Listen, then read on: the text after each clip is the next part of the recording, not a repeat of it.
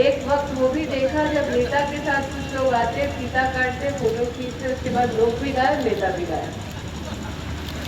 लेकिन डॉक्टर के सबसे राष्ट्र के विख्यात समूह का यहाँ सतत सेवा देना न सिर्फ डॉक्टर के संकल्प का बल्कि साथ ही मेरे नेतृत्व की पारदर्शिता का सबसे उत्तम उदाहरण है। आज कुछ हमारे मीडिया के मित्रों ने कहा, दीदी इतनी बड़ी कंपनी बोइंग यहाँ जहाज नहीं बना रही लेकिन आई है। तो मैं आज अपने मीडिया के भाइयों से चर्चा करते वक्त कह रही थी, एक वक्त था जब नेता उड़ान भरते थे, आज जो उड़ान भरते हैं वो धरती पर अमेठी पर आए हैं। ये फर्क है मोदी के राज में। लेकिन एक एयरक्राफ्ट बनाने वाली कंपनी अमेठी लोकसभा क्षेत्र में कोई व्यवसाय करने नहीं है। हमारे मात्र निवेदन पर बच्चों को पढ़ाने और लोगों की स्वास्थ्य की चिंता को लेकर आए। अक्सर कोई कंपनी किसी लोकसभा क्षेत्र में तब दिखाई देती है जब उनका अपना कोई फायदा हो। बोइंग कंपनी इसलिए आई है ताकि गरीब का फायदा हो। ये भी मोदी के राज में ही संभव हो सकता है। आज सीएमओ साहब ने व्हाइट हाउस की बात कह डाली। मैंने कहा, सीएमओ साहब आज तक मैंने नहीं कहा, आपने कह डाला। तो उन्होंने कहा कि मेरे लिए गौरव की बात है कि अमेठी में छोटा सा प्रकल्प चला और जहां एक वक्त ऐसा था कि नेता विदेश जाता था, वहां अमेठी की धरा पर होने वाला काम विदेश जा रहा है। ये हमारे लिए गौरव की बात है। सीएमओ साहब, जैसे कि अध्यक्ष जी ने कहा, इससे पहले भी हमारे कई सीएमओ रहे, तो सीएमओ साहब क्योंकि इतरा रहे थे तो मैंने कहा, साहब ये भी है कि कोविड के पूरे पैंडेमिक में सीएमओ साहब जिस लोकसभा क्षेत्र में कभी भी ऑक्सीजन का एक भी प्लांट नहीं था, वहां पर सरकार के खर्चे से नहीं बल्कि हमने बोइंग जैसी संस्थानों के मानवीय रूप को देखते हुए लगभग 7 ऑक्सीजन प्लांट्स को स्थापित किया। लेकिन उससे भी बड़ी बात, मैं आज अपने अध्यक्ष का, आप बहुत कम देखते हैं अध्यक्ष किसी कार्यक्रम में बोलते हैं। मैंने आज अपने अध्यक्ष जी से विशेष निवेदन किया कि आप बोले, क्योंकि मैं एक विशेष अभिनंदन करना चाहती हूँ मेरी पार्टी के कार्यकर्ताओं। जब कोविड की परिस्थिति में पूरा विश्व चपेट में था, पूरा देश चपेट में था, तब अध्यक्ष जी को और मेरे मंडल के जितने कार्यकर्ता हैं उनको याद होगा, हम सबने सांसद के साथ मिलकर एक व्हाट्सएप का ग्रुप बनाया था और भाजपा के सभी कार्यकर्ताओं का एक ही संकल्प था कि बीमार चाहे कोई भी हो, उसकी पार्टी चाहे कोई भी हो, बीमारी की और मुश्किल इस घड़ी में उस व्यक्ति को मदद मिलनी चाहिए।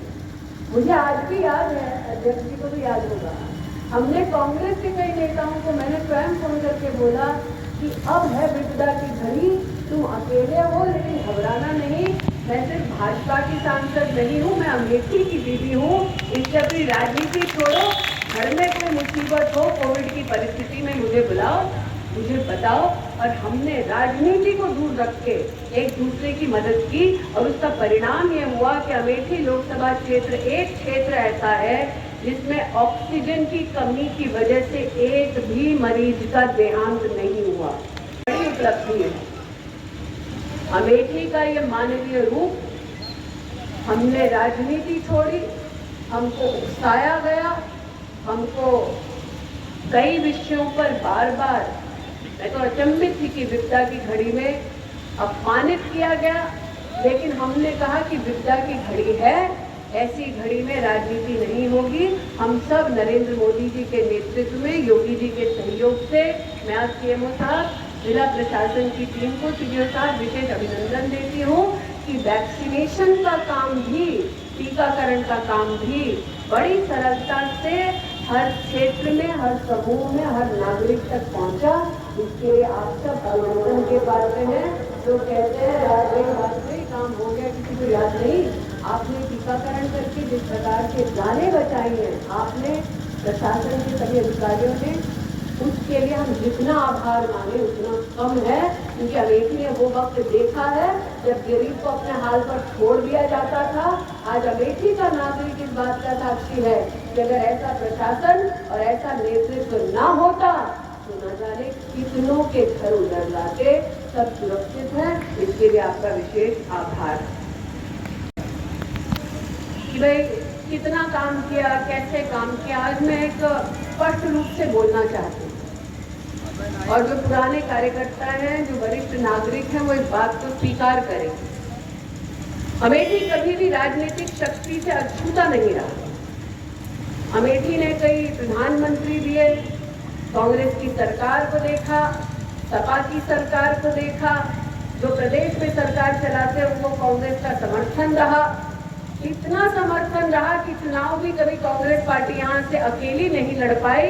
हम एक थे, वो 3 हमारे सामने लड़े। लेकिन इस राजनीतिक पृष्ठभूमि में सरकार होने का फायदा नागरिक को कभी नहीं हुआ। अमेठी लोकसभा क्षेत्र में सांसद कांग्रेस का था, सरकार उनकी माताजी की थी।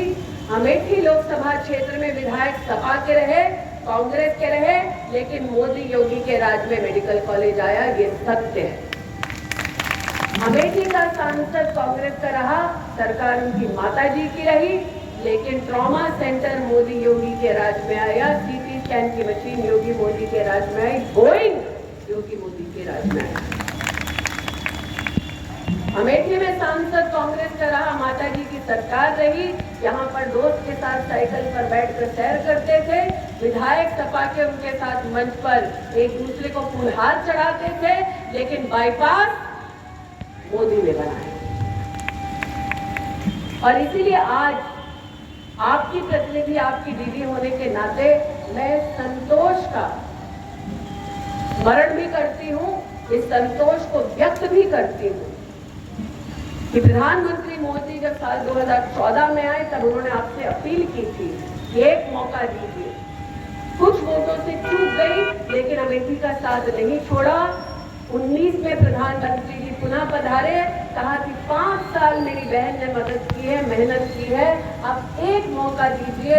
लेकिन आज मुझे गौरव है कि आपने एक मौका दिया, तो एक तरफ trauma centre, medical college, bypass, लेकिन साथ ही साथ आज 7.5 लाख लोगों को अनाज मिल रहा है, 5 लाख किसान को 6,000 रुपया उसके बैंक के खाते में मिल रहा है, 3 लाख परिवारों को पहली बार जीवन में टॉयलेट मिला है, शौचालय तक नहीं था, 90,000 परिवारों को पहली बार घर की चाबी मिली है, 1,23,000 परिवारों को जीवन में पहली बार बिजली मिली है। अरे आपने सालों साल एक राजनीतिक परिवार के कुल को रोशन किया और आपको अंधेरे में रहना पड़ा। आज आपकी दीदी होने के नाते मेरा सौभाग्य है कि आज विकास की ये रोशनी हर घर तक पहुंची है। पुनः आपके सम्मुख संकल्प लेते हैं कि जिस प्रकार से डॉक्टर सोयू ने आज घोषित किया है, उत्थान सेवा संस्थान के साथ बोइंग के सौजन्य से, सीएमओ साहब के योगदान से, मेडिकल एसोसिएशन वरिष्ठ हैं, उनको चल के अस्पताल ना आना पड़े, कैंसर की, कैटरैक्ट की, दिल की बीमारी, और प्रधानमंत्री मोदी के आयुष्मान भारत के कार्ड के अंतर्गत जो स्वास्थ्य की मुफ्त सेवाएं हैं। अब एक वक्त था जब अमेठी वालों को डायलिसिस करने के लिए लखनऊ जाना पड़ता था, सीटी स्कैन के लिए लखनऊ जाना पड़ता था। आज आसमान से सब धरती पर आए हैं, सीटी स्कैन आपके गांव में लाए हैं। इस योगदान के लिए पुनः आप सबको आभार व्यक्त करते हुए, अमेठी की जनता का अभिनंदन करते हुए अपनी वाणी को विराम दे